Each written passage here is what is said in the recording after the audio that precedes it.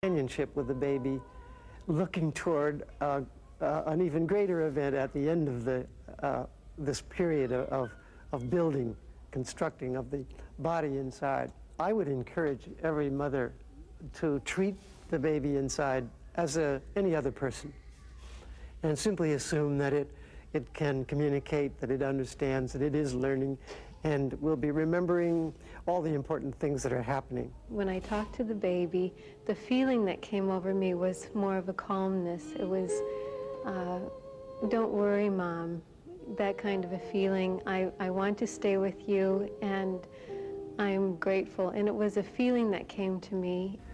It may seem strange to some women to talk to the baby inside as if it is a real person, just as they would talk to any other person. But I think if they simply assume that the baby is just like another person, they will do all the right things. And I personally believe the baby will be learning. We know, for example, that the baby is learning the speech characteristics of the mother in utero. Because when the very first cry is uttered as early as 21 or 22 weeks, we've analyzed the first cry of an infant that early. When that is examined by sound spectrographs, the voice of the infant can be matched with the voice of the mother. So from this we know that the baby is learning the speech characteristics of the mother in utero. It's also very interesting that babies with mute mothers who don't talk somehow miss getting their speech lessons in utero. We have reason to think that the baby in the womb can perceive very early sounds coming from the mother's voice. And we can easily understand that when the mother is singing, the stimulations are much richer than when she's only talking.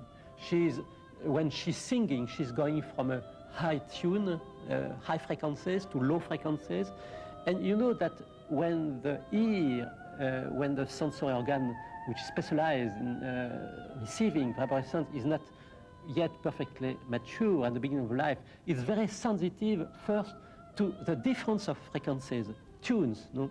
You know that in the countries when they have a language which makes difference between the tunes, for example in Chinese, the babies become able to speak at an early stage than in our countries. So the baby in the womb, the newborn babies are very sensitive to the difference of tune, to the singing voice.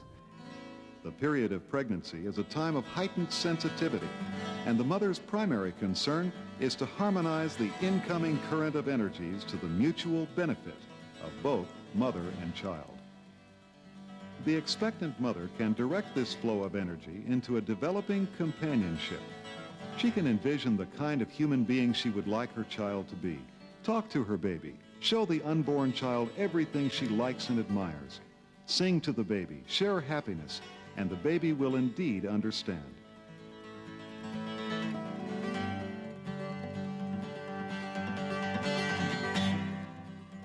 The child will never forget what is taught in the womb. Living this wonderful connection between herself and her child together, they become a team, sharing their lives, directing their energies toward realizing the child's greatest potential.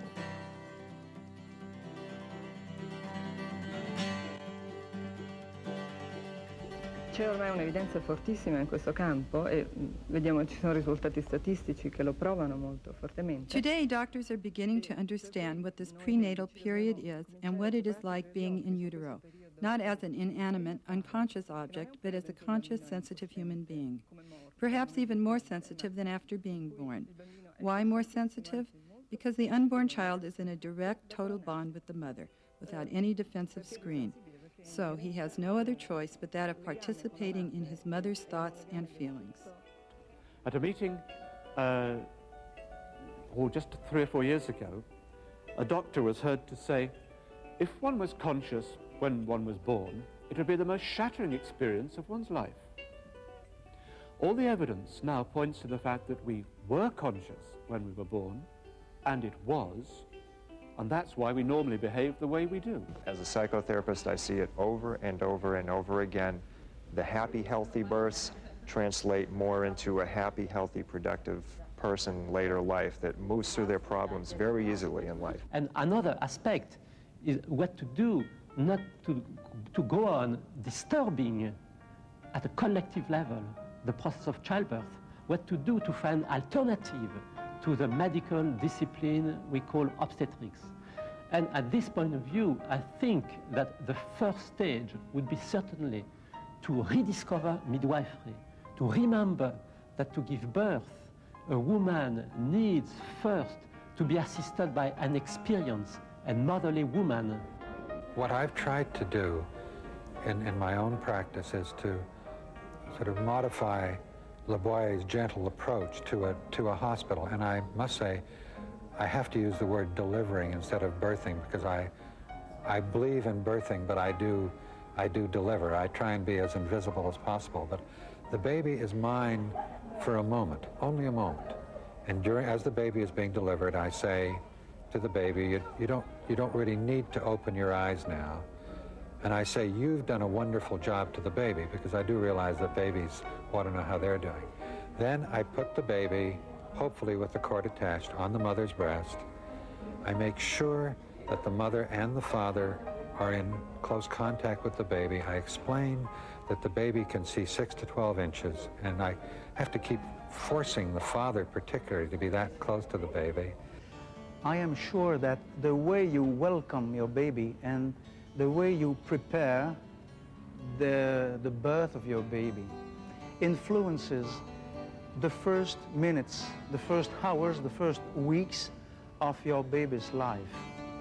And the look you have on your baby during the first months and years of its life will be different if we have lived differently, a new way, during pregnancy and during delivery and during the time you stay in a maternity ward. I think that in this new age of ours, there are people who are helping bring babies into the world, and there are very special babies coming into the world that are totally different than have ever been before. I just think they're a unique brand of human, and I think we can do a great deal to make that possible or make that better by our method of handling the birth process itself. Now your child is born, and this special communication you have developed from your teachings of prenatal education will continue. Whisper it over again while breastfeeding, and even when the child is asleep. Today, the latest discoveries in the fields of science and medicine are finding more and more evidence of the great part the 9 months of pregnancy play in the role of the development of the child's character. The day is fast approaching when all couples will be truly aware of the real possibilities that a pregnancy can offer, and we shall all witness the birth of a new humanity.